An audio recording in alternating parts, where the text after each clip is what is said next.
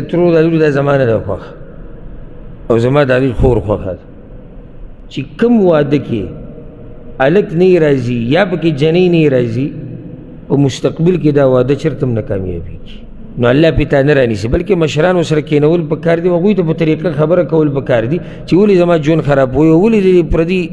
پردۍ لور ژوند دا ورور سوال کړی دی دا ډېر اهم او ضروري سوال دی هغه دا چې زه د ترور لورې مې غوښتلې ده یا په نکاح کړې ده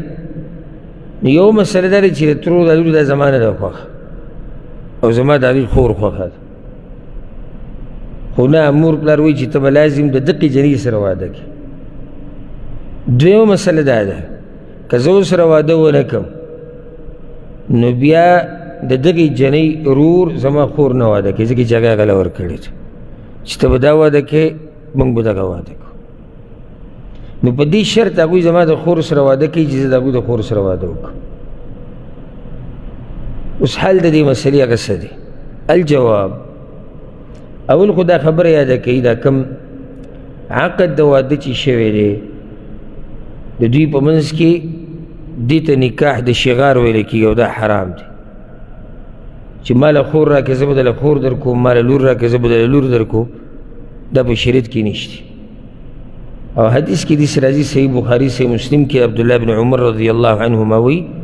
ان رسول الله صلی الله علیه وسلم نهى عن الشغار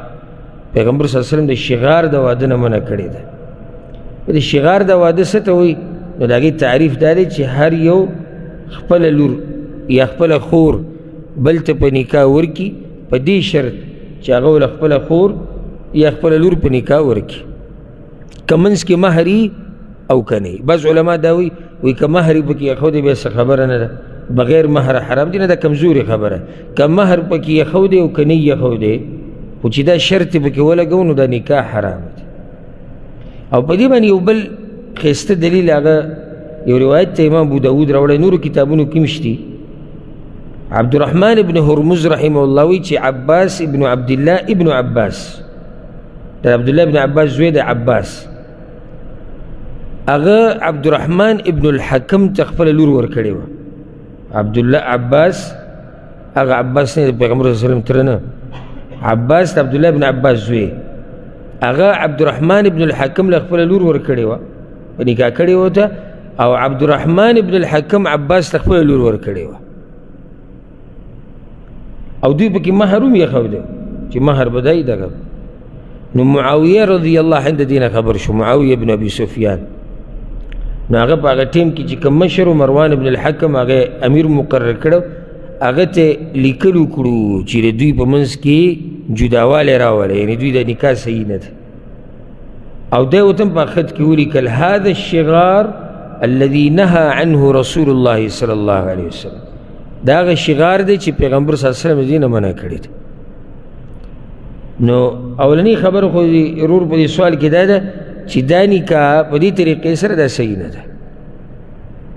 چې دا شرط پکې کېښودی شي او که چېرته بې شرطه داسې کار وشي لکه یو کور والا لاړ شي د یو کور نه جنۍ وغواړي بیا څه وخت بعد راشي هغوی هم د دې کور نه جنۍ وغواړي هېڅ خبره نه ده دا شرطونه پکې نه وي چې زموږ دا به غواړي نو موږ به یې درکوو که دا دې ونه کړه نو هغه نه کوو دا قصې به پکې نه وي خو اتفاقا داسې وشي نو په دې کې څه حرج نشته خو که چېرته د مخکې نه اتفاق داسې وکړي او شرط پکې وتړي بیا دا نکاح حرام دی اوس د ډېرو په زړونو کې به دا خبر راځي چې موږ خو داسې کړي دي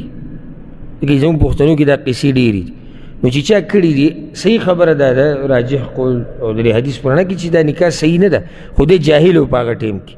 نو اوس کول په ده داري چې دا نکاح صرف تجدید وکړي بس نکاح تازه کړي نور پیسې نشته ځکه چې دی د دې مسلې نه خبر نه و جاهل و چا خبر کړی نه نو د نکاح تجدید هغه پې لازم دی نو دې ورور ته موږ دا وایو چې اول خو تاسو په دغه مسله کې پرېوتې او دا مسله څه ده صحیح ده غلطه ده دا نکاح نشته په شریعت کې دویمه مسله چې کومه غلطي کېږي دې ځای کې هغه ده چې نکاح چې کله کېږي په دې کې به هلک او جنۍ راځي او د جنۍ هغه کې اوس بیا دام دي چې د جنۍ ولی به م راځي، یعنی د هلک په نکاح کې مشر ته ضرورت نشته، د مشر رضا ته ضرورت نشته. یعنی یو هلک نکاح وکړه یو جنۍ سره، جنۍ م راضي ده، مشر م راضي دی، او د ده د طرف نه پکې نور څوک نشته، مشران نه پرې هغوی راغلي دي او نه وایي هغوی موږ راضي او د نکاح وکړه، نکاح صحیح ده. خو چې جنۍ وکړي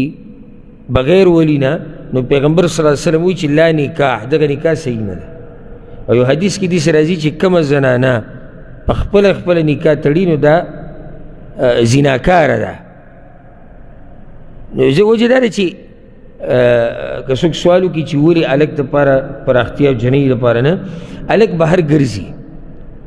هغه خبر دی د دې خاندان نه، د دې جنۍ نه، هغوی د مشرانو نه، هر چې جنۍ ده نو هغه د بهر حالاتو نه ده خبر، هغه د هلک نه څه خبر ده. خو چې د هلک مې لیدلی یو نظر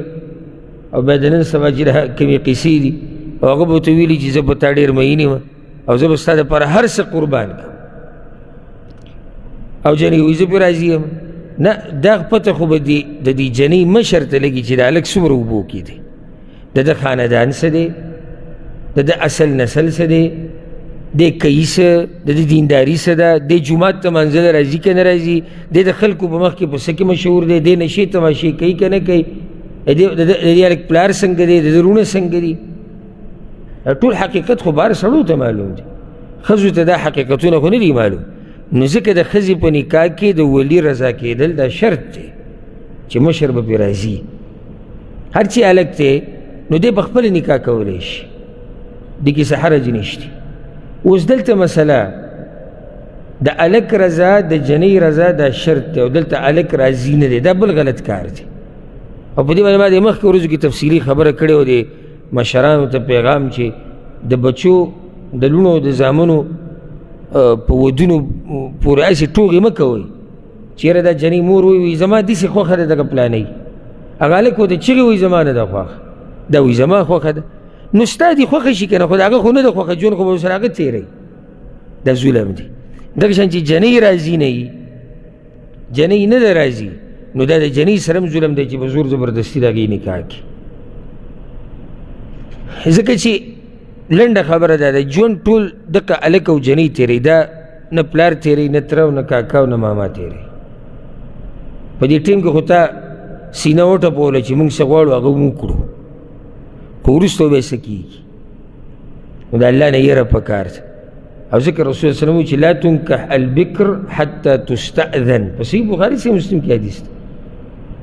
چې کله یو پیغله جنۍ واده کېږي نو د هغه وخته پورې به د دې نکاح نه تړلی کېږي چې څو پورې د دې نه اجازت او د دې د رضا معلومات نه وي شوي. نو یو خو دې کې دا خبره غلطه ده. او سبحان الله موږ په خپلو سترګو لیدلي ده او ترې خبر یو چې کوم واده کې هلک نه یې راځي یا پکې جنۍ نه یې راځي، په مستقبل کې دا واده چېرته هم نه کامیابېږي. کامیابېږي؟ ها، نادرا داسې شوي دي، نادرا ډېر لږ چې یو بل یې نه و خوښ او چې میلاو شو نو یو بل سره یې زړه ولګېدو، خو دا ډېر کم کېږي. نور چې د اول نه هلک په زړه کې دا چې ولي که نه چې دا جنۍ زما نه ده خوښه، نو بیا ورسره نه برابرېږي، یا جنۍ وایي چې زما نه دی خوښه.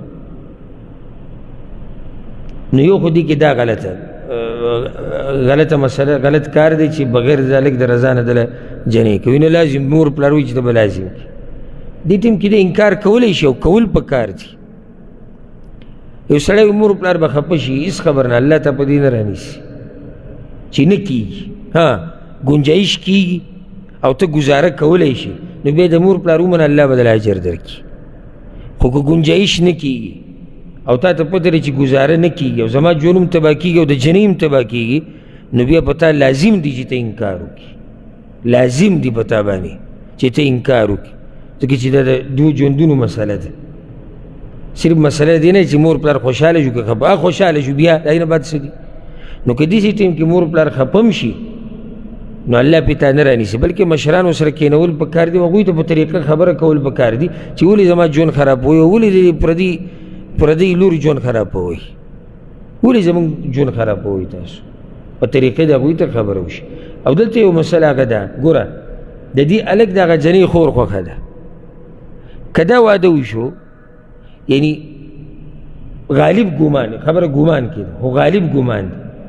غالب ګمان دا دی چې د دې واده نه بعد به دا هلک د دغه جنۍ د دې خور سره رابطې ساتي او د دې سره به لین دین جوړوي او داسې ډېر شوي دي دغه د هغې سره به تعلقات او د دې ژوند خو تباه شو دا خو به د په نکاح کې ناست او شیطان ته موقع میلاو شي چې اوس خو دا جنۍ ستا په رشته کې ده او ځي راځي او ته ورته دا ووایه ته ورته داسې ووایه نو دا یو بله لار کولاو شو او اخره کې موږ د ورور ته هم دا نصیحت کوو چې دغه جنۍ زما خوښه ده یو دا ټکې دې کې دا خبره یاده کړي دغه جنۍ زما خوښه ده طریقه د هغې دا ده چې ته مشرانو نه دغه جنۍ وغواړې که جواب هغوی داسې درکړو چې یاره موږ یې نه درکوو نو بیا د هغې نه بعد به ورسره بلکل رابطې او هېڅ نه ساتي دا ګوره نشته په اسلام کې چې ته د ځان نه د جنۍ سره رابطې ساته او هغې سره لین دین ساته که دا جنۍ راضي هم شي که نه او مشران یې پرې نه راضي ده تا سره نکاح نشي کولی او دا د فحاشۍ دروازې کولول دي دا کوم ځای کې راغلي چې ځان له جنۍ ګوره او پخپله ورسره رابطې کوه که بالفرض جنۍ دې خوښه شوه او جنۍ هم داسې نه خوښېږي چې لارو کوڅو کې د ته ناستې ډډې دې ګوري پردو جنکو ته ګوري مور پلار خبره وکړه یا چا کور کې بعض څوک چېرې پلاني کور کې جنۍ د ډېره ښکلې ده یا د یو وخت کې ولیده نظر یې به پرېوتو هسې او خوښه شوې ده لاړ شه معلومات یې وکړه په صحیح طریقې سره کېدله درکړه صحیح ده که درې نه کړه نو په اسلام کې ګورې د عشق مشق د قصې او په زوره جنۍ تختول او ودونه کول دا په اسلام کې رهي تصور نشتی ګورې اسلام پاکه معاشره غواړي پاکه د چا لور خور دې خوښه ده ورشه مشران ځان سره بوځه ویې غواړه دله درکړه ډېره ښه ده درې نه کړه هم ډېره ښه ده او د دې نه به دشمني مشمني هم نه جوړي موږ کې بله مسله دا ده زموږ پښتو معاشره کې لکه که اوس زه د چا کور ته ورغلم او خپل زوی له رشته کو هغوی موږ یې نه درکوو دا اوس دشمني شوه لکه دې کې دشمنۍ ته څه ضرورت دی کیدی شي زما دې زوی کې نقصان وي هغوی هغه نقصان ته کتلي خپله لور نه ورکوي ولې دا خلکو باندې لازم دي چې زه د چا دروازې له ورشم چې هغه ما لور خور راکوي څه دا خو د یو انسان لور ده د زړه ټوټه ده رالویې کړې ده ځان یې پرې ستړی کړی دی ته به دې بیا خفه کېږي او اکثر دا خویندې دا چلونه ډېر کوي ورور ته ووایي که نه وي زما دې زوی له به دا جنۍ راکړي اوله نه ورکړي بس وایي موږ ورسره ختمه کړې ده ورور وایي موږ ته نه و او دا رونه هم د یو بل سره ما دغه خپل بچي لکه ګوره هر انسان د خپل بچي په باره کې ښه سوچ کوي تا د خپل بچي لپاره سوچ کړه غوښتلي درې نه کړه بس خبره ختمه شوه ته دومره غټ سړی چې بیا چې دی ورانې کې او دغه کې او دغه شان شوي دي او موږ ته بیا خبر شوي چې له دې د لاسه چې یاره خفګان پکې رانه شي هغه رشتې ته ها کړي دي وروسته هر څه تباه و برباد شوي دي هر څه تباه و برباد شوي دي او بیا پکې وروسته څه کېږي نو بیا خو پښتو به لازم سر ته بیا رسوي نو دې د ودونو په دې مسلو کې ګپ شپ مه لګوئ د دې نه ټوکې مه جوړوئ چې کومه خبره هغه صفا کوه او احتیاط پکې ډېر کوه